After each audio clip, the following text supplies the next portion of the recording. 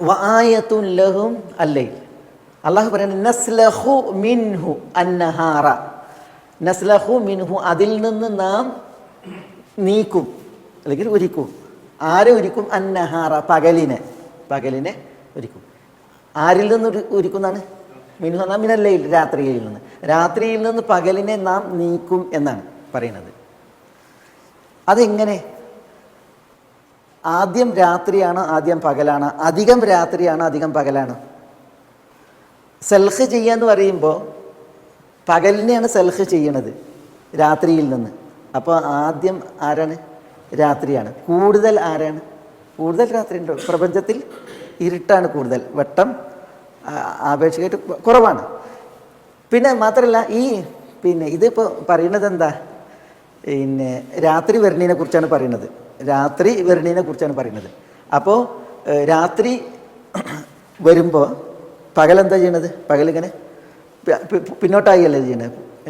അപ്പോൾ അതിൻ്റെ ആ ഒരു കാഴ്ച നമ്മൾ മുകളിൽ നിന്നൊക്കെ നോക്കുകയാണെങ്കിൽ ഇരുട്ട് വരുന്നത്, പകൽ അതിനനുസരിച്ച് എന്ത് ചെയ്യണം? പിന്നോട്ടായിന്.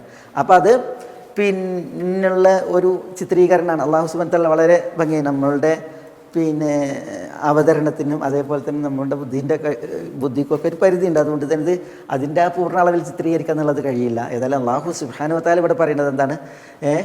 രാത്രിയിൽ നിന്ന് പകലിനെ അള്ളാഹു സുബ്ഹാനഹു വ തആല എന്ത് ചെയ്യുന്നു? നീക്കുന്നു. അങ്ങനെ രാത്രി സംജാതമാകുമ്പോൾ ഫൈദാഹും മുദ്ലിമൂൻ.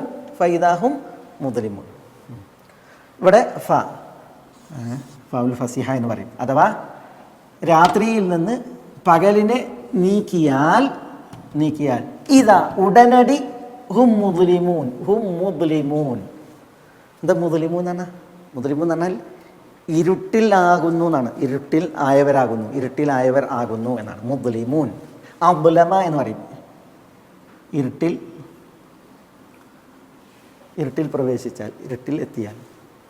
മുദ്ലിം എന്ന് പറഞ്ഞാൽ അങ്ങനെ ഇരുട്ടിലെത്തിയവൻ, ഇരുട്ടിലായി തീർന്നവൻ. നസ്ലഹു മിൻഹു, രാത്രിയിൽ നാം നീക്കുന്നു, അന്നഹാറ, പകലിനെ. പകലിനെ നീക്കി കഴിഞ്ഞിട്ടുണ്ടെങ്കിൽ പിന്നെ എന്താ ഉള്ളത്? എല്ലായിടത്തും ഇരുട്ടാണ്. അങ്ങനെ രാത്രിയിൽ നിന്ന് പകലിനെ നീക്കിയാൽ ഇതാന്ന് പറഞ്ഞാൽ ഇതാൽ ഫുജായി എന്നറിയും. ഉടനടി ഹും, അവർ എന്ന് പറഞ്ഞിട്ടുണ്ടെങ്കിൽ ആർക്കാണോ ഈ ആയത്ത്, അവരാണ് ഏറ്റവും കൂടുതൽ ഉദ്ദേശം.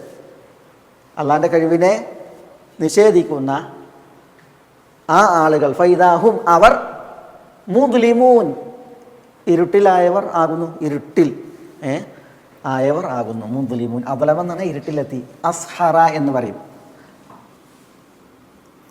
അസ്ഹറ എന്തിനാ സഹറ അറിയാം? സഹറ മരുഭൂമി. അസ്ഹറ എന്ന് പറഞ്ഞാൽ മരുഭൂമിയിലെത്തി എന്നാണ്. മരുഭൂമിയിലെത്തിച്ചു. അതേപോലെ അബ്ദുലമ എന്ന് പറഞ്ഞാൽ ദുൽമത്തിൽ എത്തിച്ചു എന്നാണ്. എത്തിയവരായി. ഇമാം സുലൈമാൻ ഇബ്നു മെഹ്റാൻ അൽ ആമഷ്, അറിയപ്പെട്ട ഹദീസ് പണ്ഡിതനാണ് സുലൈമാൻ ഇബ്നു അൽ ആമഷ്. അദ്ദേഹത്തെ ഒരിക്കൽ മരുഭൂമിയിൽ എത്തിച്ചൊരു കഥ ഉണ്ട്. അതാണ് ഇപ്പം എനിക്ക് അസ്ഹറ, മരുഭൂമിയിൽ എത്തിച്ചു എന്നുള്ള ഒരു സുലൈമാൻ ഇബ്നു അൽ മെഹ്റാൻ അൽ ആമഷ് ഹദീസ് പറഞ്ഞു കൊടുക്കണമെങ്കിൽ ഭയങ്കര പിഷ്കനേന്. അങ്ങനെ ഒരുവിധ ആളുകൾക്കൊന്നും ഹദീസ് പറഞ്ഞു കൊടുക്കില്ല. എത്രയോ ആളുകൾ വന്ന് വീട്ടുപടിക്കൽ കഴിഞ്ഞുകൂടും. പക്ഷെ അദ്ദേഹം അങ്ങനെ ഒരുവിധം, അദ്ദേഹത്തിന് കുറേ ഷർത്തുകളുണ്ട്, ഇതുണ്ട്. അതൊക്കെ ഒത്തവർക്ക് മൂപ്പര് പറഞ്ഞു കൊടുക്കുള്ളൂ, അതും പരിമിതമായ അളവിൽ. അതാണ് സുലൈമാൻ ഇബ്നുൽ ആമഷിൻ്റെ ഒരു ചരിത്രം. ഭയങ്കര സ്ട്രിക്റ്റായിരുന്നു. നായനെ വളർത്തിയിരുന്നു എന്നാണ്. ആളുകൾ ഓടിച്ചുവിടുക. ആരാണ് ഈ ഹദീസ് ചോദിച്ച് വരുന്ന ആളുകൾ? കാരണം ഓരോരുത്തർക്കും ഓരോ ഇതുണ്ടാകും. അവർ പഠിച്ച് അഭ്യസിച്ച് പിന്നെ അവർ ഓതി കൊടുക്കണം എന്നുണ്ടെങ്കിൽ ഓരോരുത്തർക്കും അതിൻ്റെ ഷർത്തുകൾ അവർ ഉണ്ടായതാണ്. അലാക്കുല്ലി യഥാർത്ഥത്തിൽ എന്തില്ല, അങ്ങനെ പാടുള്ളതല്ല. ഹദീസ് ചോദിച്ചു വന്നിട്ടുണ്ടെങ്കിൽ അറിവുള്ളത് പറഞ്ഞു കൊടുക്കണം എന്നുള്ളതാണ്. പക്ഷെ എല്ലാവരും നബിമാരല്ല. അതുകൊണ്ട് തന്നെ അവരിൽ സ്വീകരിക്കാനും തിരസ്കരിക്കാനും ഒക്കെ ഉണ്ടാവും. സുലൈമാൻ ഇബ്നു ആമഷ് അങ്ങനെയായിരുന്നു, ഭയങ്കര സ്ട്രിക്റ്റ് ആയിരുന്നു. അതുകൊണ്ട് തന്നെ ഈ അബ്ദുള്ള ഇബ്നു ഫറൂഖ് എന്ന് പറയുന്ന ഒരു പണ്ഡിതൻ്റെ ചരിത്രമുണ്ട്. അന്ന് ജീവിച്ച ഒരു മഹാപണ്ഡിതനാണ് അബ്ദുള്ള ഇബ്നു ഫറൂഖ്. ഈ അബ്ദുള്ള ഇബ്നു ഫറൂഖ് ഖൈറുവാൻ കാരനാണ്. ഖൈറുവാൻ എന്ന് പറഞ്ഞിട്ടുണ്ടെങ്കിൽ ആഫ്രിക്കയിൽ. ഖൈറുവാനിൽ നിന്ന് ഷാമിലേക്ക് അബ്ദുള്ള ഇബ്നു ഫറൂഖ് വന്നത് സുലൈമാൻ ഇബ്നു ആമഷിൻ്റെ അടുത്ത് നിന്ന് പഠിക്കാനാണ്. സുലൈമാൻ ഇബ്നു ആമഷ് വലിയ പണ്ഡിതനായിട്ട് അറിയപ്പെട്ടതാണ്. അപ്പോൾ ഈ അബ്ദുള്ള ഇബ്നു ഫറൂഖ് എന്ത് ചെയ്തു? അവിടുന്ന് ഖൈറുവാനിൽ നിന്ന് ഷാമിലേക്ക് എത്തി. ഷാമിലേക്ക് നോക്കുമ്പോൾ ഇവിടുത്തെ അവസ്ഥ അതാണ്.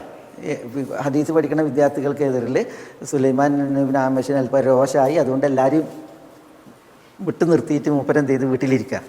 മൂപ്പരങ്ങനെ പറഞ്ഞു കൊടുക്കില്ല, അങ്ങനെയാണ്. അപ്പോൾ ഈ അബ്ദുല്ലാഹി ഇബ്നു ഫറൂഖ് എന്ത് ചെയ്തു, ഒരിക്കൽ സുലൈമാൻ ആമഷിൻ്റെ വീട്ടിൻ്റെ ഒരരികിൽ ഇങ്ങനെ ദുഃഖിതനായിട്ടിരുന്ന്, ഇത്രയും ദൂരം വന്ന് ഇപ്പോൾ വന്ന് നോക്കുമ്പോൾ ഇതാണ് ഹാല്, ദുഃഖിതനായിരിക്കണം. അപ്പോൾ ഒരു ദിവസം സുലൈമാൻ ബിൻ ആമഷിൻ്റെ വീട്ടിലെ വേലക്കാരി വാതിൽ തുറന്ന്, ഒരു ജാരിയത്ത് നോക്കുമ്പോൾ ഇയാൾ ഇരിക്കണ്, ഈ ഇബ്നു ഫറൂഖ് ഇരിക്കണ്. അപ്പോൾ ഈ പെണ്ണ് ചോദിച്ചു, എന്തിനാ ഇവിടെ ഇരിക്കണം, എന്താണ് ഇത്ര ദുഃഖം എന്ന് ചോദിച്ചു. അപ്പോൾ പറഞ്ഞു, ഞാൻ വളരെ വിട്ടുന്ന് വരികയാണ്, ഹദീസ് പഠിക്കാൻ വേണ്ടിയാണ് വന്നത്, വന്ന് നോക്കുമ്പോൾ ഇതാണ് കോലം. അപ്പോൾ ആ പെണ്ണ് ചോദിച്ചു, എവിടുന്നാണ് വരുന്നതെന്ന് ചോദിച്ചു. അപ്പോൾ പിന്നെ ഞാൻ ആഫ്രിക്കയിൽ നിന്നാണ് വരുന്നതെന്നാണ്. അപ്പോൾ ഈ പെണ്ണ് ചോദിക്കുക, ഖൈറുവാൻ അറിയാമെന്ന് ചോദിച്ചു. ഖൈറുവാൻ. അപ്പോൾ അദ്ദേഹം പറയുന്നത്, ഞാൻ ഖൈറുവാൻകാരനാണ്, ഞാൻ ഖൈറുവാൻ നിവാസിയാണ്. അപ്പോൾ ആ പെണ്ണ് ചോദിച്ചു, ഇബ്നു ഫറൂഖിനെ അറിയാമെന്ന് ചോദിച്ചു. ഇബ്നു ഫറൂഖിന്. അപ്പോൾ ഞാനാണ് ഇബ്നു ഫറൂഖ് എന്നയാൾ.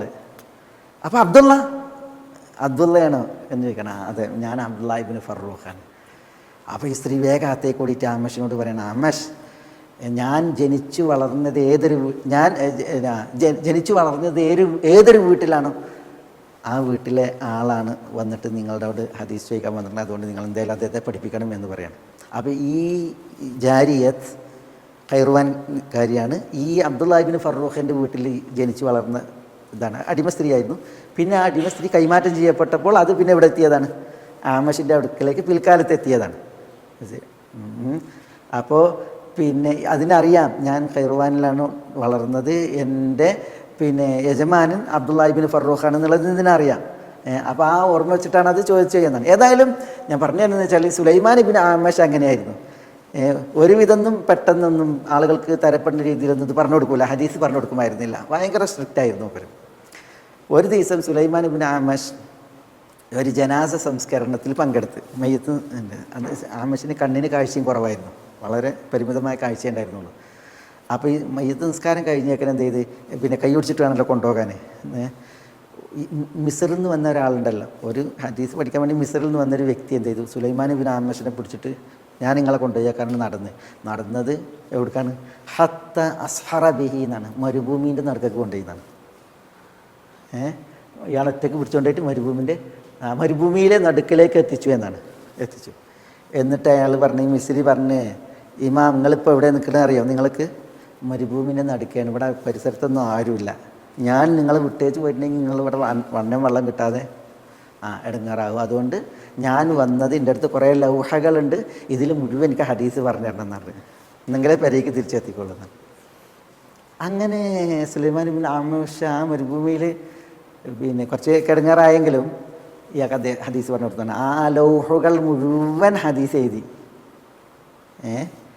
അങ്ങനെ തിരിച്ച് കൂഫയിലേക്ക് എത്തിച്ചു, ഷാമിലേക്ക് എത്തിച്ചപ്പോൾ ഈ മിസ്രി ഉണ്ടല്ലോ, വേഗം ഈ ലൗഹുകൾ എന്ത് ചെയ്ത് അങ്ങാടി കിടന്നപ്പോൾ തന്നെ ഒരാളെ ഏൽപ്പിച്ച് വേഗം ഇത് എടുത്തേക്കാൻ പറഞ്ഞു.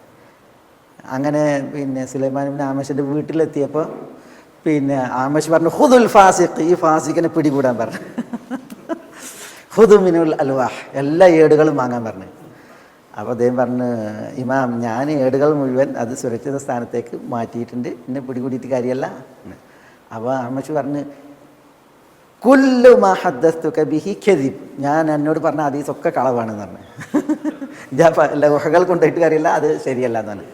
അപ്പം അദ്ദേഹം പറഞ്ഞേ, ഈ മിസ്രി പറഞ്ഞേ, നിങ്ങൾ പിന്നെ കളവ് പറയുന്ന വിഷയത്തിൽ അള്ളാഹുവിനെ ഭയക്കുന്നവനാണെന്നുള്ള പൂർണ്ണ ഉറപ്പ് എനിക്കുണ്ട്, അതുകൊണ്ട് നിങ്ങൾ ഒരിക്കലും കളവ് പറയില്ല എന്ന് പറഞ്ഞു. ശരിയാണ്, ആമഷ് കളവ് പറഞ്ഞായിരുന്നില്ല, പിന്നെ ഏട് കിട്ടാൻ വേണ്ടിയിട്ട് പറഞ്ഞതായിരുന്നു.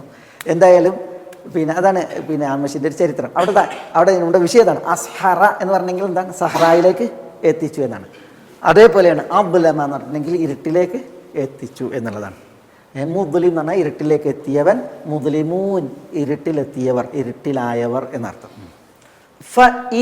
മുദ്ലിമൂൻ, ഇതാ ഉടൻ, ഹും അവർ, മുദ്ലിമൂൻ ഇരുട്ടിലായി തീർന്നവരാകുന്നു, ഇരുട്ടിൽ പ്രവേശിച്ചവരായി തീരുന്നു. പകലാണ്, പക്ഷെ അള്ളാഹു സുബ്ഹാനഹു വ തആല പകലിനെ ഇരുട്ടിൽ നിന്ന് നീക്കിയിട്ടുണ്ട് എങ്കിൽ പെട്ടെന്ന് എന്ത് ചെയ്യുന്ന ആളുകൾ ഇരുട്ടിലാണ്. അത് അള്ളാഹുവിൻ്റെ ഒരു ദൃഷ്ടാന്താണ്, കഴിവാണ്. അതാണ് ഇവിടെ അള്ളാഹു സുബ്ഹാനഹു വ തആല പറയുന്നത്, വഅയതുൽ ലഹുമുൽ ലൈലു നസ്ലഖു മിൻഹു നഹാർ ഫഇദാ ഹും മുദ്ലിമൂൻ.